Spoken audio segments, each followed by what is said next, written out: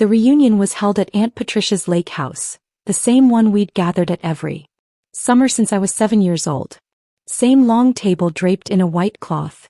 Same paper plates printed with sunflowers.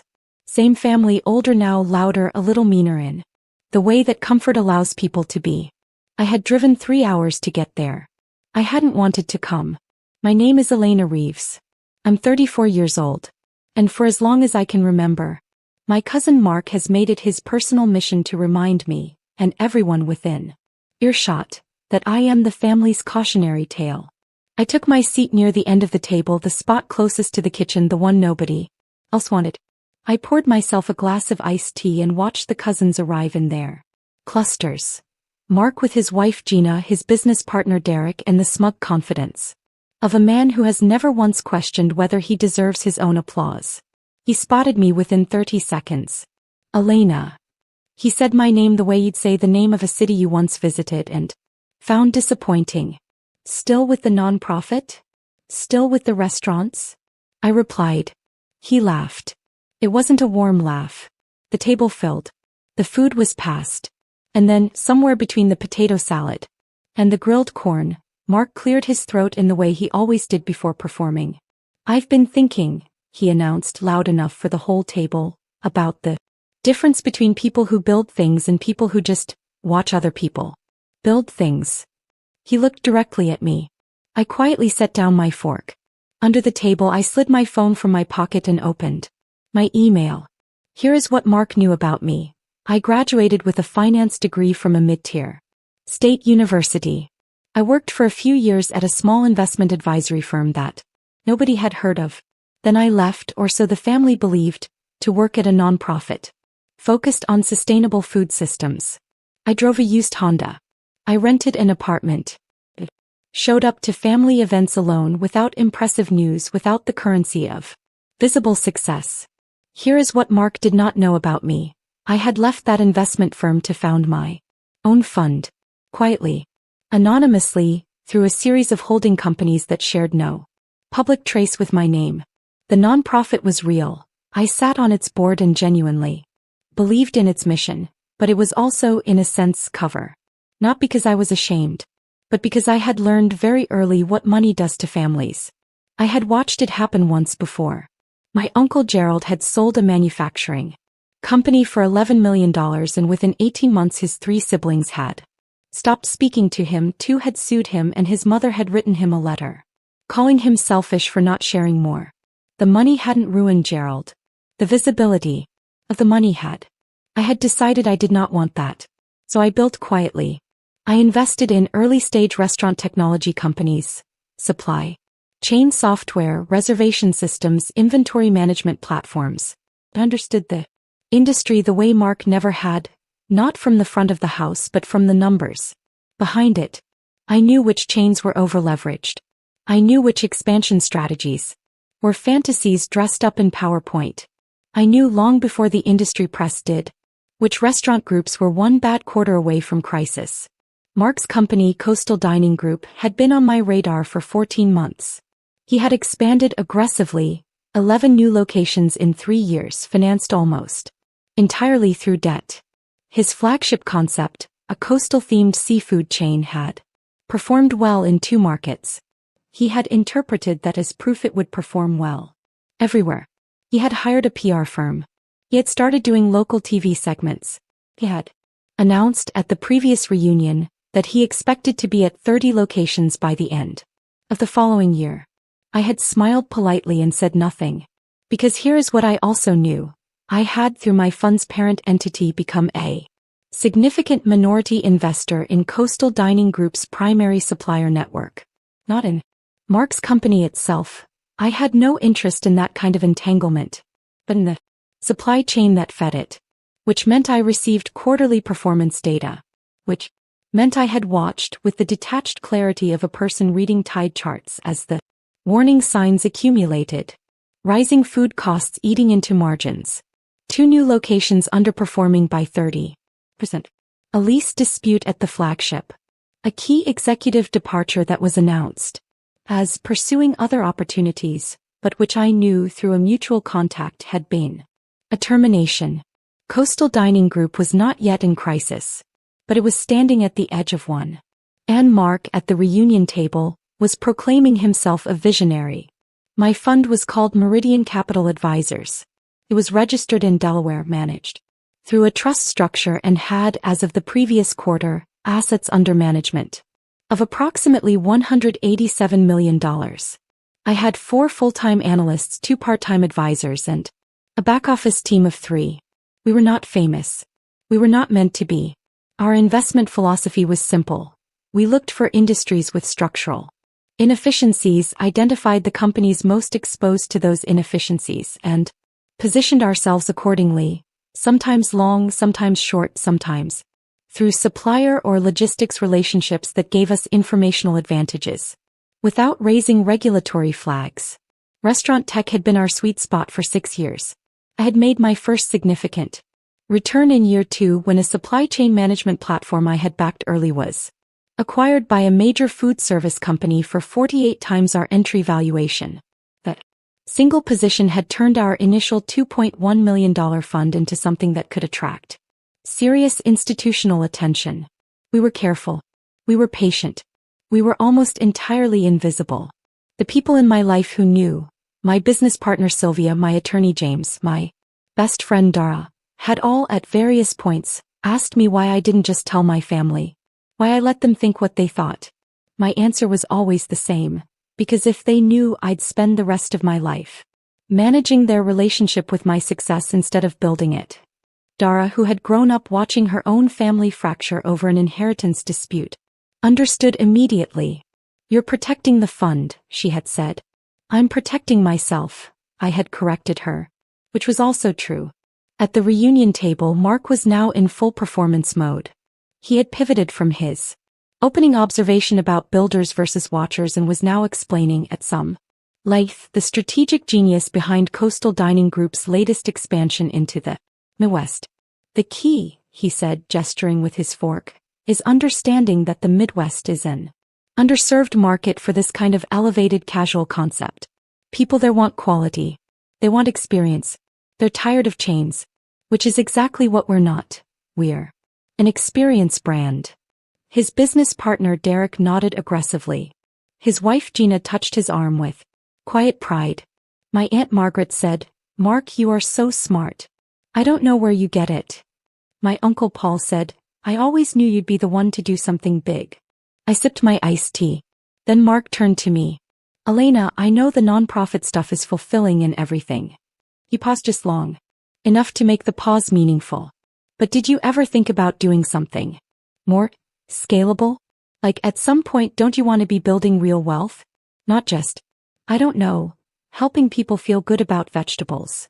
The table went quiet in the specific way tables go quiet when everyone is pretending they didn't hear something cruel. "She'll never understand business," Mark added, almost as an aside to Derek, who smiled with the practiced neutrality of a man who knows which side his bread is buttered on. "Some people just don't get it." My aunt laughed softly, an uncertain sound that was trying to be polite. I nodded. I reached for my phone. I opened my email, navigated to my acquisitions thread, and typed 4 sentences. I hit send. Then I looked up and smiled. "More corn?" I asked. What Mark did not know was that 3 days before the reunion, I had received a call from my lead analyst, Priya, who had been tracking Coastal Dining Group's supplier relationships as part of a broader portfolio review. "Elena," Priya had said with the particular tone she used when she was delivering information she knew I would find both professionally useful and personally complicated, "you need to see the Q2 actuals from Harbor Fresh Foods." Harbor Fresh Foods was Coastal Dining Group's primary seafood supplier. It was also, indirectly, a company in which Meridian held a small informational stake. Not equity, but a consulting arrangement that gave us access to aggregated purchase data. What the Q2 actuals showed was this. Coastal Dining Group had reduced its orders from Harbor Fresh by 38% compared to the prior quarter. That kind of reduction in the middle of an announced expansion meant one of 2 things. Either they had found a new supplier, which our network would have detected, or they were rationing cash. It was the second thing. Priya had done further digging. A public lien filing in Ohio where Coastal Dining Group had opened 2 of its Midwest locations. A delayed permit renewal in Michigan that suggested the local operator, a franchisee technically, was struggling to make its fee payments. A small item in a regional business journal about a restructuring consultation being conducted at the group's Charlotte headquarters. They're not collapsing, Priya had told me. Not yet. But they're in a position where one bad piece of news could cascade pretty quickly. I had thanked her, told her to continue monitoring, and driven to the reunion. I had not planned to do anything. I had genuinely not planned to do anything.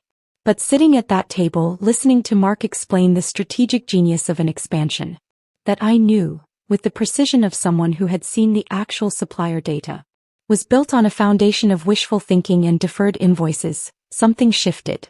It wasn't anger exactly. It was something more like clarity. I had spent 11 years being politely condescended to by a man who didn't know what he didn't know. I had smiled and nodded and passed the corn and let him have the table, the performance, the family's admiration. And he had used that time not to learn anything but to double down. The email I sent from under the table was addressed to my acquisitions team. It was 4 sentences long. It said, divest all holdings in Harbor Fresh Foods. Review our full supplier exposure to Coastal Dining Group ecosystem. Prepare a short position analysis. I want options by Monday morning. And flag this to James for legal review before we proceed. I was not shorting my cousin's company. I want to be clear about that. I was protecting my fund's exposure to a supply chain that was about to experience significant disruption. The 2 things are legally and ethically distinct, and I knew exactly where the line was. But I also knew what was coming. And I was no longer in the mood to pretend otherwise. The reunion ended at 8 o'clock. I helped clear the table, hugged my aunt, and drove back to the city. I was on the phone with Sylvia before I reached the highway. You sent the divestment email from a family reunion, she said. Yes.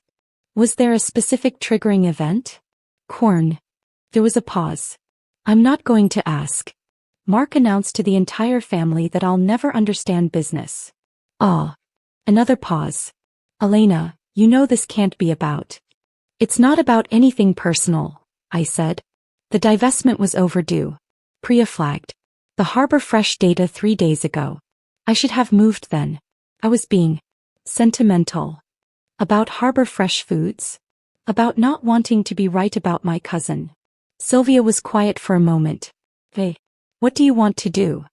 I want to review the full exposure analysis Monday morning.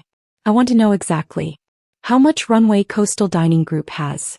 And I want to make sure we're positioned correctly before whatever happens next. And Mark is going to be fine, I said. He has his house, his car, his family's admiration. Whatever happens to the company, he'll land somewhere. People like Mark always land somewhere. That sounds like you're convincing yourself. Maybe, I said.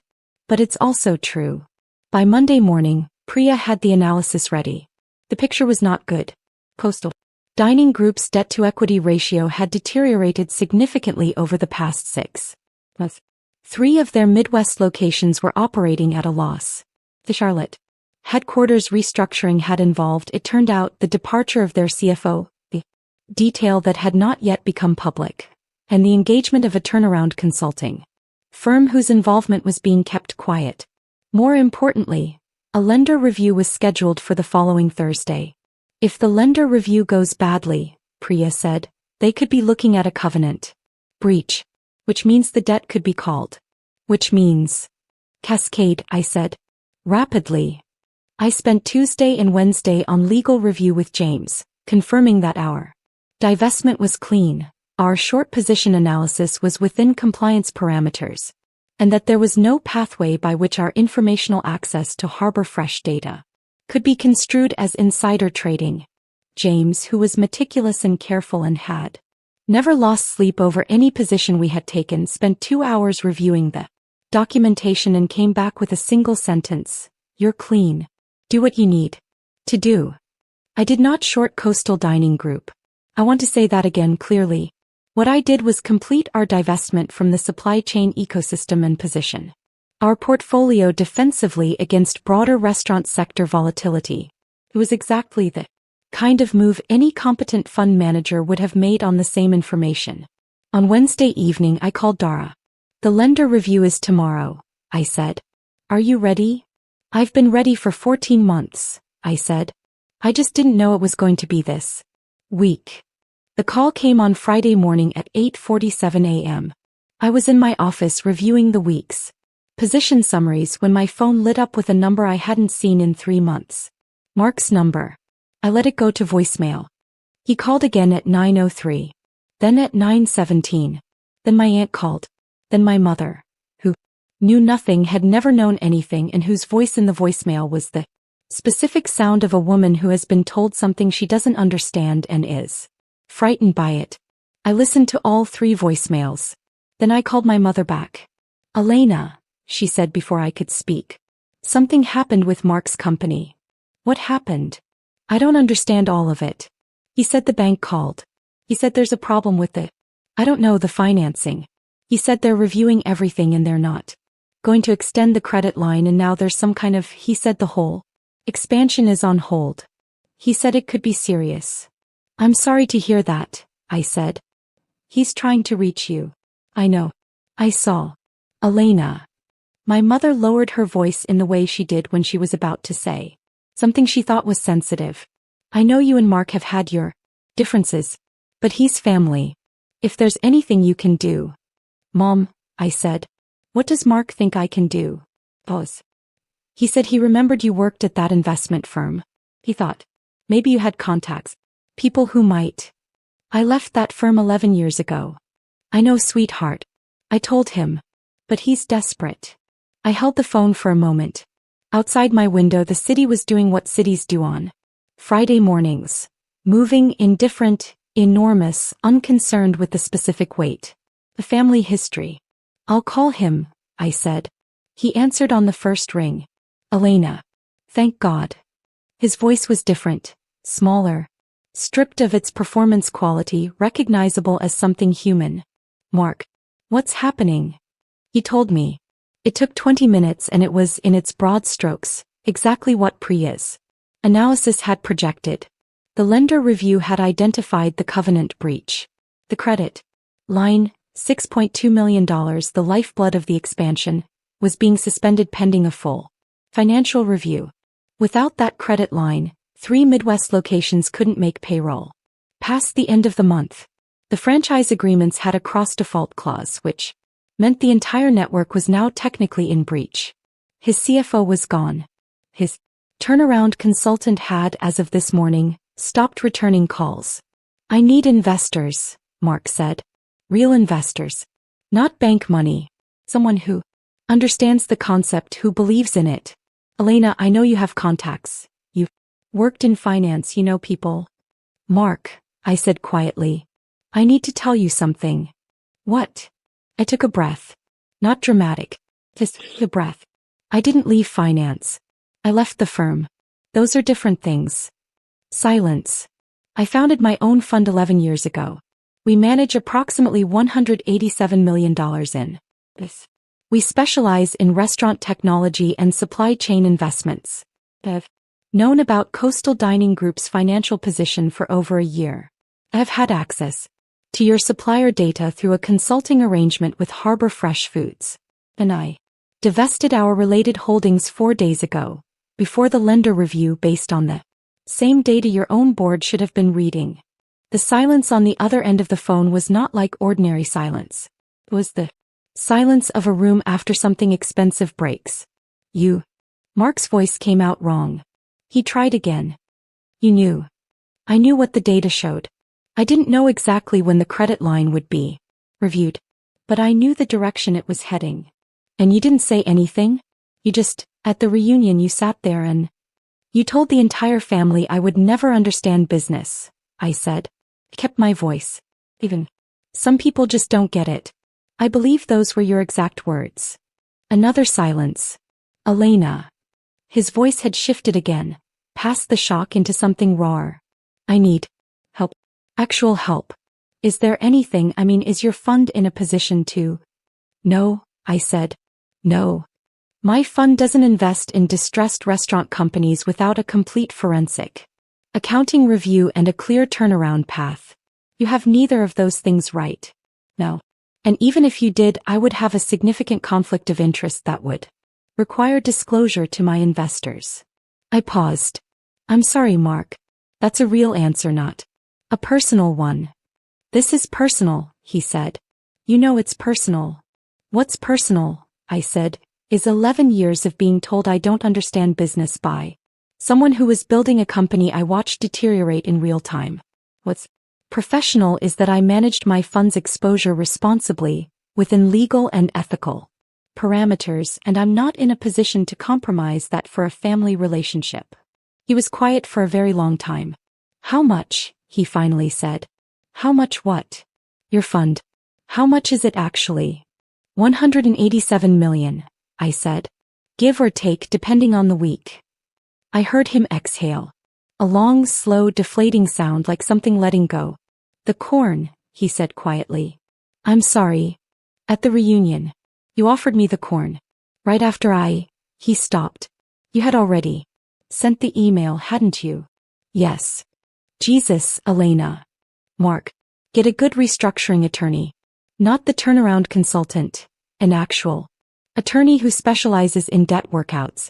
Call your remaining franchisees personally today and tell them exactly what's happening before they read it somewhere else. And get your CFO back in the room even informally because you need someone who knows your numbers to help you talk to the lender. Pause. That's actually useful advice. I know what I'm doing, I said. I always have. The news broke publicly the following Monday. A regional business journal ran a brief item about Coastal Dining Group's credit line suspension.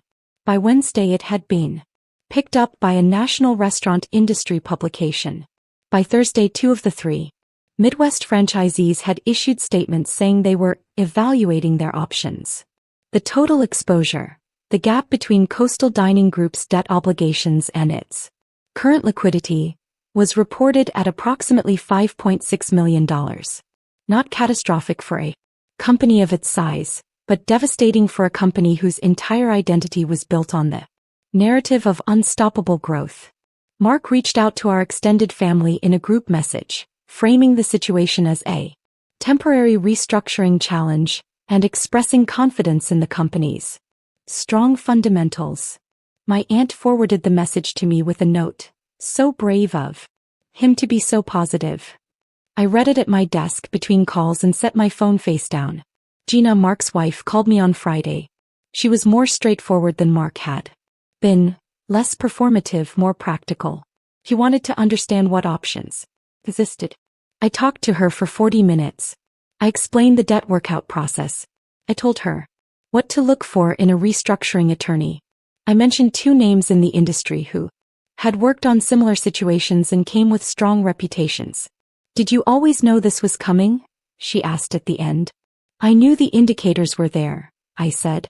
I didn't know the exact timeline. Mark said he said you had a fund. That you've been, she paused. He didn't. No. No one in the family did. Why? I thought about Gerald and the $11 million and the letter from his mother, calling him selfish.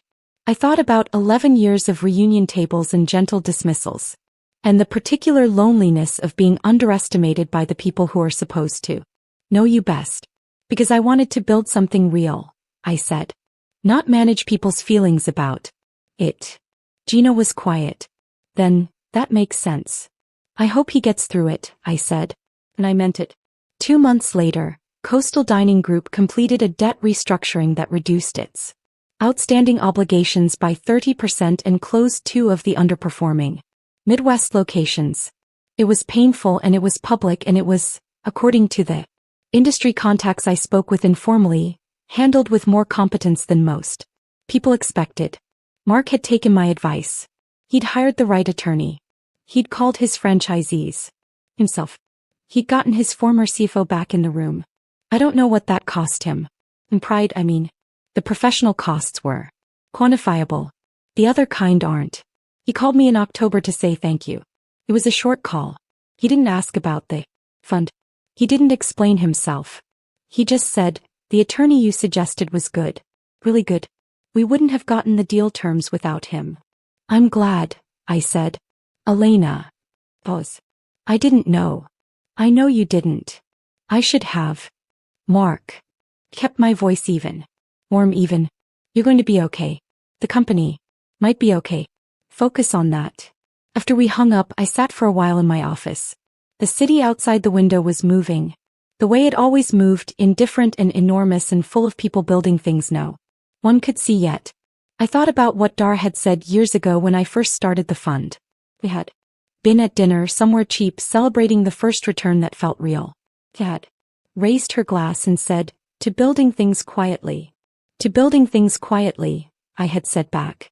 The fund's portfolio was performing well that quarter. Our restaurant tech positions had held through the sector volatility. Our divestment from the coastal dining group supply chain had been, in retrospect, precisely timed. I did not bring this up at Thanksgiving.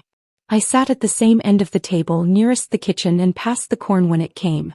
Well, my aunt asked about the nonprofit. I told her about a new program we were launching in the spring. Mark across the table said nothing about business. For the first time in 11 years we just ate dinner. And if that sounds like a small thing, a quiet thing, an invisible kind of victory, then you have never spent 11 years building something real while everyone who was supposed to love you looked straight through it. Some things don't need to be loud to be true. I poured myself another glass of iced tea and smiled at no one in particular. I had understood business the entire time.